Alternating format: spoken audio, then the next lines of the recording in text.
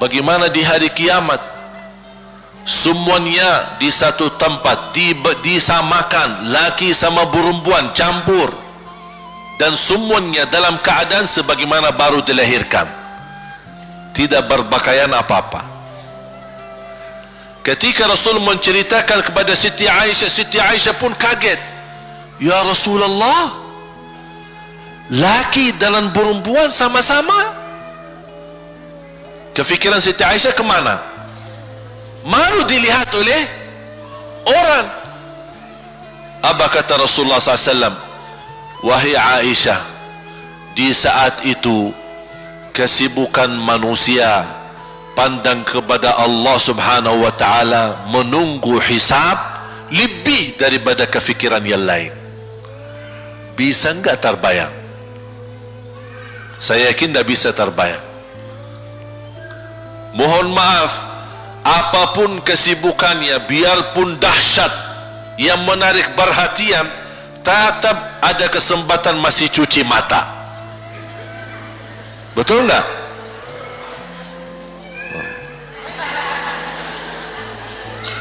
Tapi kalau di hari kiamat beda keadaannya. Apapun yang saya jelasin tidak akan mungkin Bapak Ibu bisa bayangkan, karena itu bukan dahsyat lagi, tapi di luar batas kemampuan kita. Makanya Siti Aisyah sebagai manusia wajar kalau terkejut. Ya Rasulullah, kami dan laki-laki sama-sama. Rasul maklumi fikiran Siti Aisyah sebagaimana memaklumi fikiran kita yang sama. Tapi ternyata kalau di sana beda. Makanya di saat itu belum lagi matahari didekatkan. Disebut dalam hadis mil, 1 mil. Di dalam satu hadis 1 mil adalah, kalau untuk dalam mata itu kan berapa ukurannya? Berapa senti ya? Sangat kecil. Betul? Kalau dalam bahasa Arab itu namanya mil.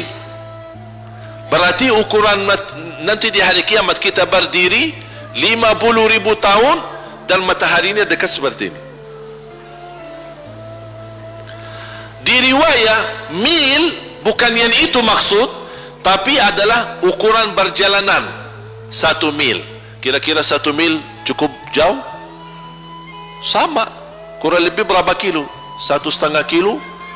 Ya, kurang lebih 1,5 kilo. Sekarang jutaan kilometer kita merasa panas. Sudah ada AC, sudah ada kipas, sudah ada ujang, sudah ada ini, tapi merasa begitu panasnya. Itu jutaan kilometer. Bagaimana kalau 1,5 kilo? Makanya Rasul menggambarkan nanti di hari kiamat, yang biasa di dunia kalau kita keringat dari atas ke, kalau di hari kiamat terbalik, keringat kita dari bawah ke atas. Ini tergantung dosa kita. Kata Rasulullah, ada yang keringatnya sampai ke mata kaki, ada yang sampai ke lutut, ada yang sampai ke paha, ada yang sampai ke perutnya, ada yang sampai ke dadahnya, ada yang sampai ke lehernya, bahkan ada yang sampai merasa sudah sesak nafas, ingin melamatkan diri supaya tidak tenggelam di dalam keringatnya sendiri. Dalam keadaan itu 50.000 tahun. Di situ manusia sudah merasa gelisah, sudah cukup merasa tersiksa. Semua larinya, penolong siapa yang bisa menolong kita? Kita minta tolong kepada siapa yang bisa menyampaikan hajat kita kepada Allah supaya mulai hisab? Karena sudah kita tidak kuat lagi. Semuanya larinya kepada Nabi Adam, Nabi Ibrahim, Nabi Nuh, Nabi Musa, Nabi Isa. Semuanya jawab yang sama. Nafsi, nafsi, Allahumma sallim, sallim. Ya Allah, selamatkan diriku sendiri. Tak ada yang urus anak, istri, suami, keluarga. apalagi manusia lain. Sama keluarganya saja dia lari. Tidak ada. Nafsi, nafsi. Diri sendiri, ya Allah selamatkan. Diri sendiri, ya Allah selamatkan. Diri sendiri, ya Allah selamatkan. Nabi Adam jawab begitu. Suruh, barangkali Nabi Nuh bisa bantu kalian. Datang kepada Nabi Nuh, nafsi, nafsi, Allahumma sallim, sallim. Datang kepada Nabi Musa, nafsi, nafsi, Allahumma sallim, sallim. Datang ke Nabi Isa, nafsi, nafsi, Allahumma sallim, sallim. Sampai terakhir Nabi Isa berkata, ada satu, saya rasa dan yakin dialah yang bisa memberi bantuan. Dia tunjukkan, itu dia, namanya Muhammad sallallahu alaihi wasallam. Bayangkan semua manusia ini aja sekarang yang masih hidup berapa miliar, kita tidak bisa dihitung berapa jumlah penduduk bumi. Bayangkan dengan umat terdahulu semua dikumpulkan dan semua menarah satu arah kepada Nabi Muhammad, minta tolong, ya Rasulullah, ya Muhammad, ya Habiballah, tolong syafaatkan. Barangkali dengan bantuanmu, doamu, syafaatmu bisa ini mulai dihisab supaya terselesai siksa yang kita hadapi. Begitu mereka datang, apa jawab Rasulullah SAW? Allahumma sallim, sallim, ummati, ummati. Ya Allah selamatkan umatku, umatku. Fikirannya umatnya, bukan istrinya, bukan anaknya, bukan orang tuanya, bukan siap, umatnya. Umatnya dia fikirkan. Kemudian dia sujud di hadapan Allah Subhanahu wa ta'ala. Kata Rasulullah, di saat itu aku bersujud, Allah gerakkan lidahku untuk memuji Allah dengan kata-kata pujian yang tidak pernah makhluk pun sebelumnya sebutkan pujian itu. Artinya pujian yang Allah anugerahkan untuk Nabi Muhammad sebelumnya tidak ada satu makhluk pun yang bisa mengucapkan, hanya Nabi Muhammad, dan hanya di saat dia sujud di hadapan Allah di hari kiamat. Allah biarkan beberapa lama, habis itu Allah berkata, ya Muhammad, irfa' ra'sak wasal tu'ta washfa' tushaffa'. Ya Muhammad, angkatlah kepalamu dan silahkan minta apapun, aku berikan. Silahkan beri syafaat kepada siapapun, aku terima syafaatmu. Langsung dia berkata, ya Allah, kasihan manusia, mohon segera dihisab. Baru mulai dihisab, turun kitab-kitab. Ada yang mengambil kitabnya dengan tangan yang kanan, itulah bahagia. Ada yang mengambil kitabnya dengan tangan kiri, dia berusaha sembunyikan tangan kirinya karena dia malu kalau kitabnya diterima dengan tangan kiri. Dia sembunyikan tangannya yang kiri ke belakang, larinya buku amalannya ke belakang dan langsung nempel di tangannya. Tak ada yang bisa lari di hari itu. Semua amalan, buku amalannya dibuka oleh Allah, dan akan Allah mulai menghisabkan kita satu persatu. Tak ada kelompok-kelompok, tak ada bendera, tak ada ormas, tidak ada kelompok, tidak ada pimpinan, masing-masing. Benderanya kita apa? Buku amal. Dan Allah manggil kita bernama satu-satu. Ibu, sini, datang. Kata Rasulullah sallallahu alaihi wasallam, yuhasibullahu al-abida laisa bainahu wa bainahu turjuman. Allah akan hisab hamba-hambanya satu demi satu, bersatu-bersatu, dan tidak ada penerjemah. Jadi tidak bagi terjemah, translate. Ya Allah, saya tidak mengerti bahasa Arab.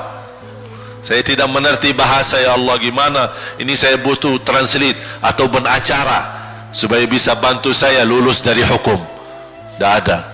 Yang hakim Allah, keputusannya Allah, yang menentukan Allah, mahkamah yang dikuasai Allah, hamba di hadapan Allah, saksi semua, tangan saksi, mata saksi, lidah saksi, kaki saksi, buku amal saksi, malaikat saksi. Bagaimana kita mau lari? Ditanya oleh Allah, hei hambaku, ingat enggak di malam itu, di tempat itu, kamu berlakukan dosa itu? Seorang hamba yang masih memiliki iman, dia merasa dan ingat, dan dia merasa malu, dia tunduk kepalanya. Kata Allah, malu ya, malu. Tunduk, ya malu ya Allah, malu, malu. Dan subhanallah, tanda rahmat Allah, ketika Allah bertanya dengan kita, tidak ada orang lain yang bisa lihat. Supaya apa? Supaya hisab kita di antara kita sama Allah tidak terbocor kepada orang lain, supaya tidak malu sama orang lain. Allahu Akbar. Habis kita sudah laku diri, ya Allah, saya ingat dan saya rasa salah dan saya malu. Apa kata Allah? Waktu itu kamu lakukan dosa itu, aku tutupi. Aku tutupi. Tidak ada yang tahu. Kita lakukan dosa ini udah sekian tahun, ada yang tahu enggak? Tidak ada yang tahu. Karena kita lakukan di saat sembunyi. Kata Allah, di saat itu kamu lakukan dan kamu tahu itu dosa, tapi aku tutupi supaya kamu jangan menjadi malu di depan keluarga atau di depan sahabat. Aku tutupi. Dan aku sekarang sudah menutupi dosamu di dunia, dan sekarang aku hapuskan dan ampuni dosamu di akhirat. Allahu Akbar. Disitulah terasa anugerah, ampunan Allah yang maha kuasa. Dan Allah di saat itu mampu menghukum kita. Dan kalau Allah menghukum kita, Allah tidak pernah menzalimi kita. Justru itu keadilan Allah. Tapi Allah tidak memperlakukan keadilannya, justru yang mendahulukan ampunan dan kasih sayangnya. Habis selesai hisab, harus semua tanpa kecuali liwati neraka Jahannam di atas sirat. Sirat yang panjang, yang kejam seperti pedang, yang tipis sampai tidak bisa dilihat oleh mata. Katanya tipisnya seperti, subhanallah, imam bisa jalan di atas rambutnya. Kejam lagi, masuk di atas serat, terus jalan. Di saat itu ada doa yang ia melamatkan kita sampai menuju surga. Nabi Muhammad sallallahu alaihi wasallam, dia sudah duluan. Kalau Sayyidina Abu Bakar perjalanan di atas sirat disebutkan 100 tahun, tapi Sayyidina Abu Bakar satu langkah di atas sirat, langkah kedua di depan pintu surga. Dahsyat. Ini Sayyidina Abu Bakar seperti itu. Bagaimana Rasul? Rasul sudah menunggu di depan. Mulai manusia satu persatu jalan di atas sirat, dan Rasul di saat itu sibuk berdoa, Allahumma sallim sallim, ya Allah selamatkan umatku, ummati ummati, ummati ummati, sampai mereka terselesai. Sampai di situ saja. Sebelum masuk surga, ada berita gembira untuk umatnya Nabi Muhammad sallallahu alaihi wasallam. Tidak boleh ada yang masuk surga harus berjumpa dengan beliau dulu, tatap muka, dan disediain minum yang disebut air Al-Kautsar, dan di situ banyak gelas. Tinggal kita ambil gelas dan minum. Begitu kita mau ambil gelas dan minum, datang Rasul, jangan kamu minum langsung dari tanganku sendiri. Barang siapa yang minum dari tanganku tidak akan haus selama-lamanya. Allahu Akbar. Di situ terasa kemuliaan. Begitu kebahagiaan kita bertemu dengan Nabi Muhammad dan bisa langsung minum dari tangan Nabi Muhammad sallallahu alaihi wasallam. Bukan hanya begitu saja, bahkan Nabi Muhammad memegang tangan kita, mengajak kita masuk 8 pintu surga. Ada 8 pintu. Rasul bersabda, 1 pintu luasnya seperti antara langit dan bumi. 1 pintu antara langit dan bumi luasnya. Dan kata Rasulullah, di saat itu akan manusia gesa-gesaan untuk masuk surga. Itu tanda apa? Banyak yang akan masuk. Mudah-mudahan kita terhitung dari yang banyak. Begitu ahli surga masuk, kira-kira Rasul berhenti? Ahli surga sudah masuk, sudah aman? Tidak. Rasul balik lagi, keluar dan menuju dari langkah sirat yang pertama, melihat ada enggak ternyata ada di antara umatnya yang tersisa, yang dosanya terlalu banyak, gesa-gesaan di jalan, merangkak di jalan sampai jatuh di dalam neraka. Rasul mana mereka? Masuk ke neraka. Kata Allah subhanahu wa ta'ala, melihat keadaan Nabi Muhammad SAW, apa yang dibutuhkan lagi? Kata Rasul, ya Allah, saya tidak akan puas masuk surga sampai hamba-hambamu yang ada di neraka, umatku, diselamatkan.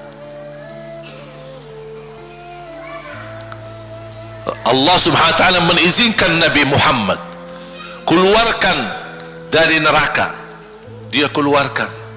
Sudah cukup ya Nabi Muhammad? Tidak cukup ya Allah, masih ada lagi.